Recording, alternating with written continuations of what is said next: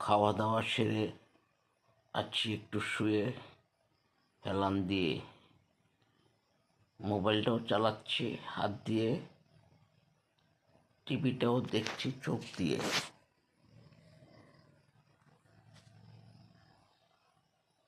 একটু পরে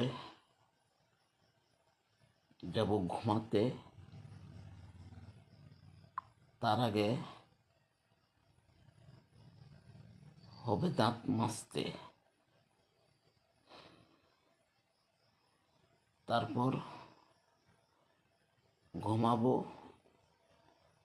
আল্লাহ চায় তো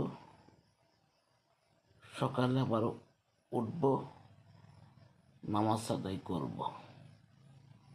আপনারা আমার জন্য দোয়া করবেন যেন আল্লাহ রহমতে ভালো থাকি, আপনারাও ভালো থাকেন। শুভরাত্রি, খোদা হাফেজ।